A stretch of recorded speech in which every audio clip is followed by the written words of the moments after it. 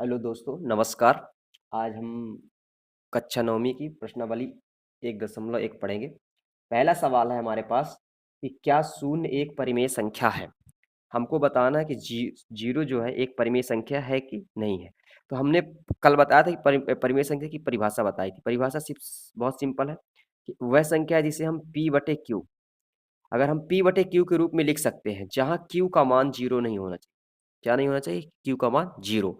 वो कौन सी संख्या होगी? परिमेय संख्या होगी। तो जीरो, अब हम देखो जीरो को लिख सकते हैं जीरो बटे एक, जीरो बटे दो, जीरो बटे तीन, जीरो बटे चार, ऐसे लिखते चले जाएंगे। तो ये इनको हम p बटे क्यू के रूप में लिखी है कि नहीं लिखी है? p का मान जीरो, q का मान क्या है? एक। यह q का मान बस जीरो नहीं होना चाहिए, तो सभी क्या कहलाए जाएंगे? परिमेय संख्या कहलाएंगे। तो अतः हम कह सकते हैं कि जीरो एक कैसी संख्या है? एक परिमेय संख्या है।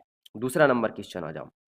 दूसरा नंबर क्वेश्चन में 3 एवं 4 के बीच कितनी परिमेय संख्या निकालनी है? के बीच 6 परिमेय संख्या निकालनी। कितनी निकालनी? 6 परिमेय संख्या निकालनी है। 3 एवं 4 के बीच कितनी परिमेय संख्या निकालनी? 6 परिमेय संख्या निकालनी। निकालो 3 एवं 4 के बीच। देखो, अब हमको कुछ नहीं करना है, कुछ नहीं करो, 3 बटे लिखो एक, एवं 4 बटे क्या कर दो? एक। अब हमको ये बताओ कितनी परिमेय संख्या निकालनी? 6। तो एक इससे हम ज्यादा लेंगे, क्या लेंगे? 7। 7 का ऊपर अब हर में भी गुणा करोगे और अंश में भी गुणा करोगे, दोनों में, 3 बटे एक में भी और 4 बटे एक में भी। तो क्या करेंगे हम? 3 बटे एक एवं 4 बटे एक में 7, 3 बटे चार एक एवं 4 बटे एक में के लिख लो, के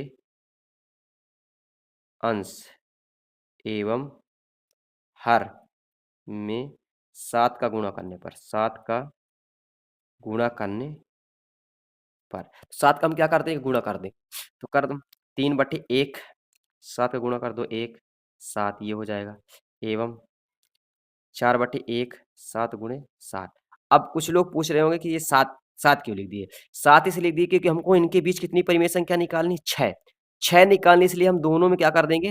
अंश में भी 7 का गुणा कर देंगे और हर में भी 7 का गुणा कर देंगे। ऐसे इधर भी क्या करेंगे? अंश में भी 7 का गुणा कर देंगे और हर में भी 7 का कर देंगे।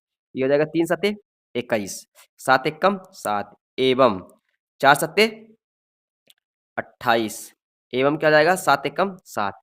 अब हम यहाँ लिख देंगे अतः 3 एवं 4 के 3 एवं 4 के बीच परिमेय संख्या, 3 एवं 4 के बीच परिमेय संख्या था। 3 एवं 4 के बीच परिमेय संख्या क्या हो जाएगी?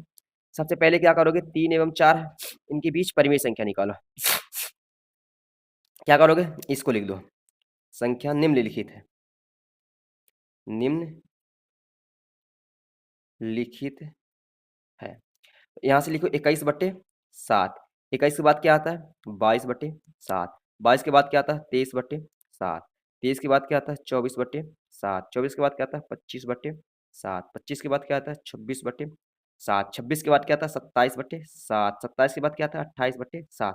देखो, अब हमको कितनी निकालनी थी? 7 परिमेय संख्या 6 निकालनी थी। तो गिनो, 1 2 3 4 5 6, ये हमारे पास 6 परिमेय संख्या है। तो ऐसे हम अगर कोई भी संख्या, साधारण संख्या दी हो, जैसे ये 3 बटे 4 दिया है, इनके बीच अगर आपको परिमेय संख्या निकालनी है तो आप बड़े आराम से निकाल सकते हैं। ऐसे हल करके पहले क्या करना है? इनके बटे में 1 करना है। अगर कोई भी बटे में संख्या नहीं है तो हम बटे में क्या करेंगे? 1 करेंगे। फिर इसके बाद जितनी निकालनी है उससे एक ज्यादा हम क्या करेंगे? गुणा करेंगे। जैसे हमको 6 निकालनी थी तो हमने दोनों क्या किया? अंश और हर में किसका गुणा कर दिया? 7 का। 7 गुणा करने में 7 त्रिक 21, 7 एकम 7, 7 चौक 28, 7 एकम 7। इसके बाद मैंने हम लिख लिया 21 और 28 के बीच में। क्यों ऐसा किया? क्योंकि इसमें दोनों में क्या है? इनका हर क्या है? समान है और अंश क्या है? अलग अलग है। तो इसके साथ बढ़ा के लिख दिया 21, 22, 23, 24, 25, 26, 27, 28। और इनके बीच संख्या भी गिन लो, देखो कितनी निकालनी थी? 6। तो 1 2 3 4 5 6। तो 3 और 4 के बीच इनकी संख्या क्या क्या है? 22, 23, ये हो जाएगी। ऐसे अब हम एक दूसरे तरह का एक उदाहरण लेते हैं और देखते हैं उसमें कि कैसे निकालते हैं उसको। ये अब आते हैं, दूसरा उदाहरण क्या है कि 3 बटे 5 एवं 4/5। इनके बीच क्या निकालना हमको? 5 परिमेय संख्या निकालनी। कितनी निकालनी? 5। ये कौन सा नंबर? तीसरा नंबर प्रश्न है।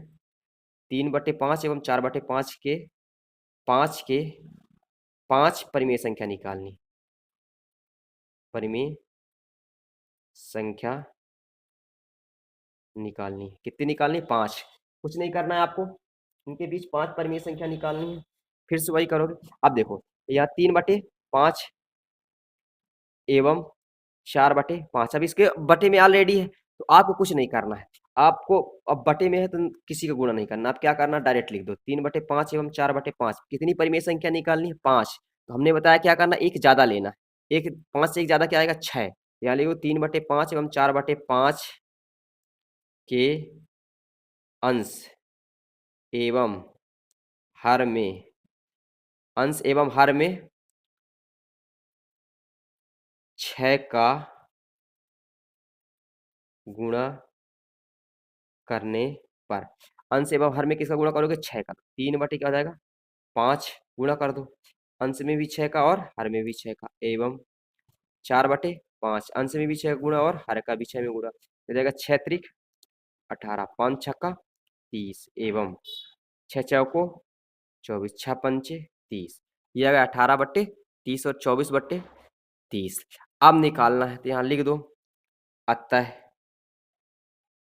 3/5 एवं 4/5 के बीच परिमेय संख्या निम्नलिखित है। निम्नलिखित है, ये निम्नलिखित है। कर दिया। अब देखो लिख दो, तो यहाँ क्या? 18/30। 18 के बाद क्या आता है? 19/30। 19 के बाद 20/30। 20 के बाद 21/30। 21 के बाद 22/30। 23/30। 24/30। अब हमको कितनी निकालनी थी? 5 परिमेय संख्या। 1 2 3 4 5। देखो आ गई कि नहीं आ गई? ये 1 2 3 4 5। तो आपको अब इसी किसी भी तरह का कोई भी प्रश्न दे दे, ये ध्यान रखना है कि ये हम मेथड कब लागू कर सकते हैं? जब इनमें क्या हो, जिनका जब ये क्या हो, इनका हर क्या हो?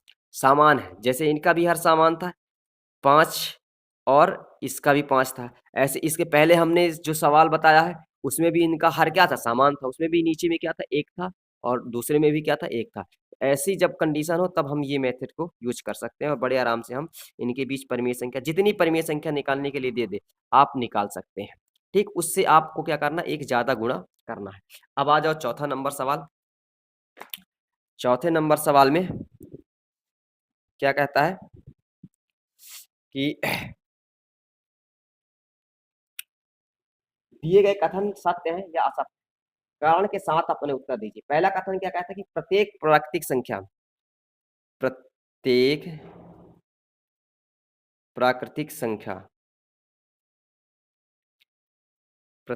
प्राकृतिक संख्या। देखो इसमें पहला फर्स्ट चौथे का पहला नंबर क्या कहता है? प्रत्येक प्राकृतिक संख्या एक पूर्ण संख्या होती है। तो प्राकृतिक संख्या एक पूर्ण संख्या होती है। अब इसमें क्या करना है कि प्राकृतिक संख्या मैंने बताया कि कहां से स्टार्ट होता है बेटा? 1 से। 1 2 3 4 5 6 7 8, ये अनंत तक जाता है। कहां तक? डैश डैश इन्फिनिटी तक। तो ये प्रत्येक प्राकृतिक संख्या क्या होती है? एक पूर्ण संख्या होती है। ये समझ में आ गया? तो ये अब कहना, अब देखो ये प्राकृतिक संख्या हो गई पूर्ण संख्या। पूर्ण संख्या इसी में क्या लगा दो? 0 लगा दो। 1 2 3 4 5 डैश डैश डैश अनंत तक। तो ये इसमें देखो प्राकृतिक संख्या ये है, इसके आगे हमने क्या लगा दिया? 0 लगा दिया। ठीक, तो अब बताओ जितनी संख्याएं इसमें है तो इसमें भी है। हम ये कह सकते हैं कि सभी प्राकृतिक संख्याएं पूर्ण संख्या होती है। अतः ये कथन क्या हो जाएगा? सत्य हो जाएगा। ठीक, ये हो गया। अब दूसरा नंबर देखते हैं। प्रत्येक पूर्णांक एक पूर्ण संख्या होती है। इसमें क्या करोगे? प्रत्येक पूर्णांक एक पूर्ण संख्या होती है। इसमें आप कुछ नहीं करो। ये क्या कहता है? प्रत्येक पूर्णांक एक पूर्ण संख्या होती है। तो ये सत्य क्या है? अब देखो पूर्णांक में क्या होता है? पूर्णांक में प्लस वाली भी संख्याएं होती हैं, +2 +3 +1 ऐसी होती है, और 0 -2 -3 -4 और प्लस ये। तो हम कह सकते हैं कि पूर्णांक में दोनों प्रकार की संख्या होती है, प्लस भी होती है और माइनस भी होती हैं। लेकिन पूर्ण संख्या में केवल क्या होता है, प्लस बस होता है। ये इसमें क्या होता है, प्लस बस होता है। तो प्रत्येक पूर्णांक संख्याएं पूर्ण संख्या नहीं होती हैं, तो ये क्या हो जाएगा, ये वाला कथन क्या हो जाएगा, असत्य हो जाएगा। प्रत्येक पूर्णांक संख्याएं एक पूर्ण संख्या नहीं होती। देखो ये पूर्णांक संख्याएं हैं। अब बताओ, और ये कौन सी संख्या है, पूर्ण संख्या। तो देखो दोनों इसमें क्या केवल प्लस वाली है, इसमें क्या है प्लस माइनस दोनों है, इसलिए माइनस वाली क्या है, ये माइनस वाली जो संख्या है ये पूर्ण संख्या नहीं होती, केवल कौन सी होती हैं, प्लस वाली। तो ये हम कह सकते हैं कि प्रत्येक पूर्णांक संख्या एक पूर्ण संख्या नहीं होती है। अब थर्ड नंबर है, लास्ट नंबर है, इसको देखते हैं। अब देखो ये लास्ट वाला है, प्रत्येक परिमेय संख्या एक पूर्ण संख्या होती है। इसको कैसे करेंगे, देखो इसका कहने का मतलब है कि प्रत्येक परिमेय संख्या एक पूर्ण संख्या होती है। इसको हम सॉल्व करेंगे, तो इसको बताओ। देखो परिमेय संख्या क्या होती है, परिमेय संख्या में हम क्या कर सकते हैं, -3/4 भी लिख सकते हैं, -2/5 भी लिख सकते हैं, -6/2 भी लिख सकते हैं, 0/1 भी लिख सकते हैं, 2/5 भी लिख सकते हैं, 4/5 भी लिख सकते हैं। लेकिन पूर्ण संख्या में क्या लिख सकते हैं, हम केवल 1 2 3 4 लिख सकते हैं, ना तो बटे में लिख सकते हैं ना तो माइनस में लिख सकते हैं। तो हम ये कह सकते हैं कि ये प्रत्येक परिमेय संख्या एक पूर्ण संख्या नहीं होती। तो ये भी कथन क्या हो जाएगा तुम्हारा, असत्य हो जाएगा। तो उम्मीद करते हैं प्रश्नावली 1.1 अच्छे से समझ में आई होगी। प्रैक्टिस कीजिए, इसको बार बार देखिए, लगाइए और चैनल को सब्सक्राइब कीजिए। धन्यवाद।